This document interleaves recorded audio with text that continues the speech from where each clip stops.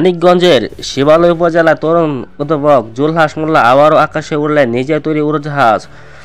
৪ বছরের অক্লান্ত পরিশ্রম ও গবেষণার পর গত সপ্তাহে প্রথমবারের মতো সফল উড্ডয়ন করে সবার দৃষ্টি আকর্ষণ করেছিলেন তিনি। আজ দ্বিতীয়বারের মতো উড়োজাহাজটি আকাশে তুলে প্রমাণ করলেন তার উদ্ভাবনী ক্ষমতা ও দৃঢ় সংকল্প। জুলহাস মোল্লা পেশায় একজন ইলেকট্রনিশিয়ান। ছোটবেলা থেকে প্রযুক্তির প্রতি আগ্রহী ছিলেন। ২০১৪ সালে এসএসসি পাশের পর আর্থিক কারণে পড়াশোনা বন্ধ হয়ে যায়।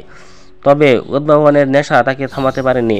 ২০২১ সালে রিমোট কন্ট্রোল উড়োজাহাজ বানিয়ে আকাশে উড়ানোর পর থেকে স্বপ্ন দেখেন নিজ উড়োজাহাজ তৈরি করে আকাশে ওড়ার। ইউটিউব, বইপত্র ও নিজস্ব গবেষণার মাধ্যমে শিখেছেন উড়োজাহাজ তৈরির খুঁটিনাটি। অবশেষে নিজের তৈরি উড়োজাহাজ নিয়ে আকাশে উড়তে সক্ষম হন। উড়োজাহাজটি তৈরি প্রায় ১.৫ লাখ টাকা খরচ হয়েছে।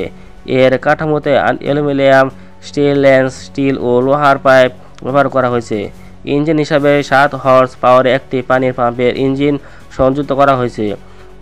উড়োজাহাজটি প্রায় ৫০ ফুট উচ্চতায় উঠতে সক্ষম। জুলহাস এই সাফল্যে স্থানীয় প্রশাসন ও সমাজের বিভিন্ন স্তরের মানুষের প্রশংসা কুড়িয়েছে। জেলা প্রশাসক ডক্টর মনোয়ার হোসেন মোল্লা জানিয়েছেন, জুলহাসের গবেষণা কাজে সরকারের সহযোগিতা করবে। এছাড়া বিএনপির ভারপ্রাপ্ত চেয়ারম্যান তারেক রহমান জুলহাসের উদ্ভাবনী কাজের মুগ্ধ হয়ে তাকে আর্থিক সহায়তা প্রদান করেছেন এবং ভবিষ্যতে আরও সহযোগিতার আশ্বাস দিয়েছেন। জুলহাস মোল্লা এই সাফল্য প্রমাণ করে স্বপ্ন দেখার সাহস ও কঠোর পরিশ্রম থাকলে কোনো বাধায় অতিক্রম করা অসম্ভব নয়। তার এই উদ্ভাবনী প্রচেষ্টা দেশে প্রযুক্তিগত উন্নয়ন নতুন দিগন্তের সূচনা করবে বলে